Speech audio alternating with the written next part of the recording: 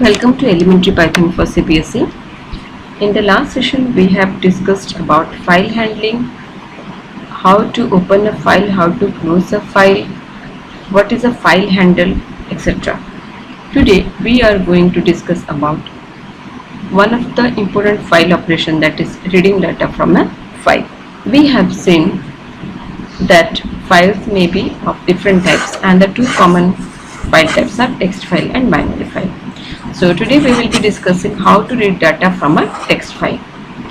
Python basically provides few methods for reading data from a file. There are three functions or methods associated with file reading operation: read, readline and readlines. We'll see each of them one by one.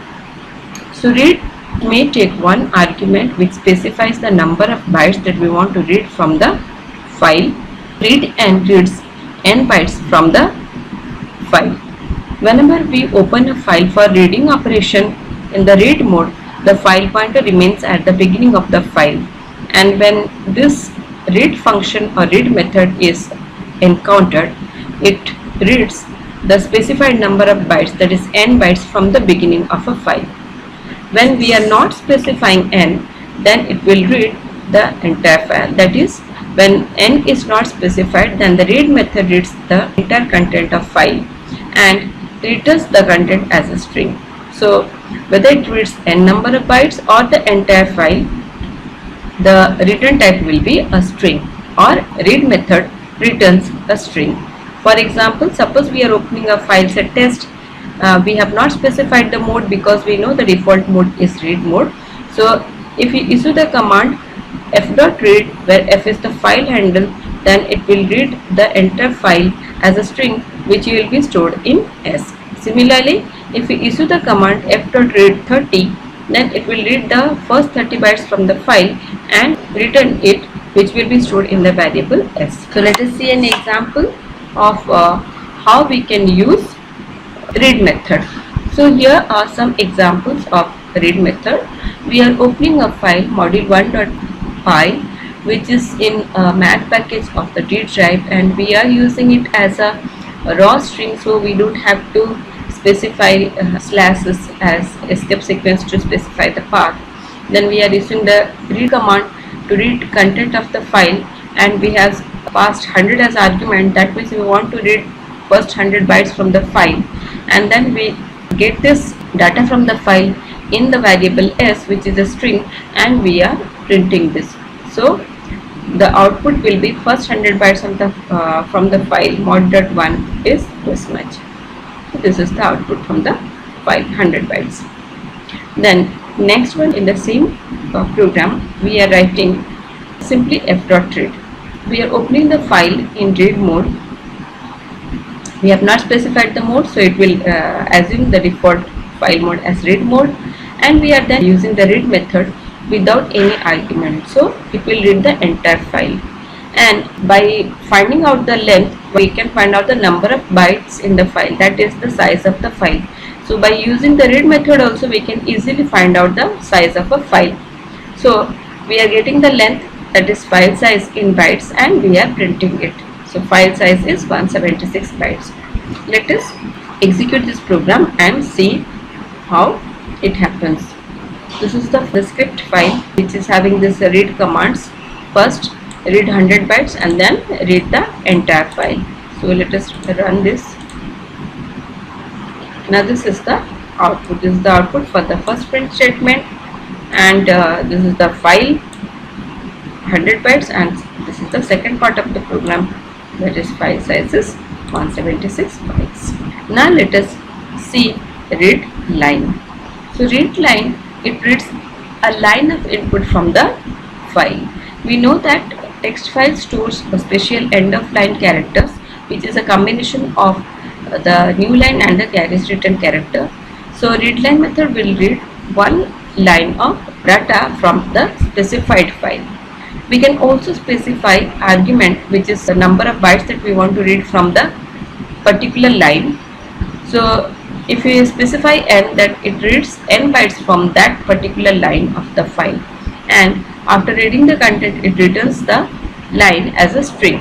If you open a file, say test, and we issue the read line command, then it will read one line of the file from the beginning of the file and return it as a string. There is another method, read lines, which reads all the lines of the file. So let us see the example of read line first, and then we will discuss read lines. So this is an example of read line method, how we can use read line in different ways.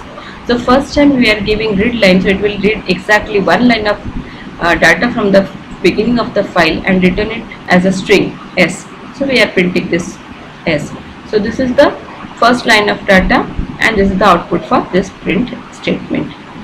Then the second one is, we want to read only 5 bytes from the current line, that is the beginning of the file. We have specified the mode as read mode, and we want to read only 5 bytes. So this is the output for this print statement S, which contains 5 bytes from the current line.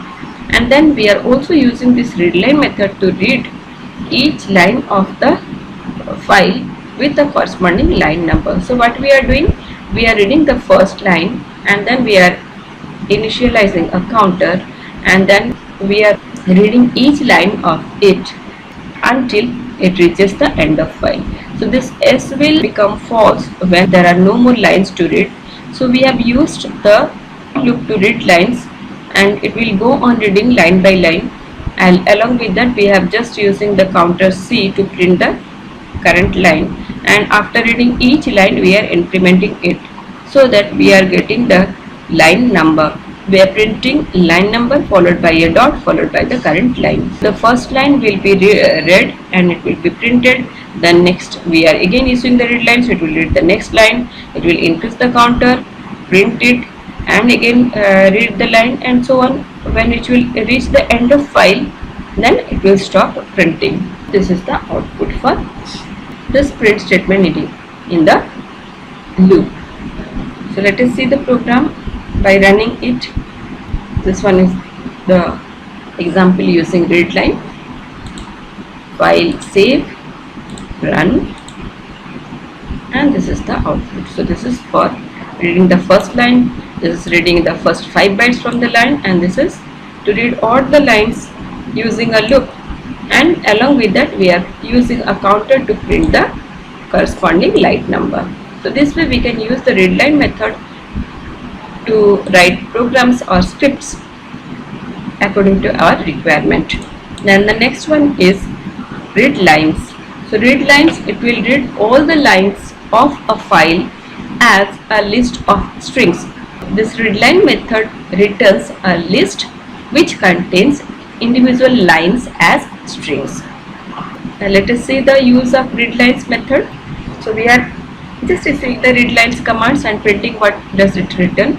So you can see that this is a list, beginning of the list and end of list, and each line of it is terminated with the new line character printed as a separate string. Each line is an item of the list as a string. So let us run this. This is the script file. Run it. Okay, and this is the output. Okay, that's all. We'll see the writing operation, how to store data in a file and then display it in another session. Thank you. Have a good day.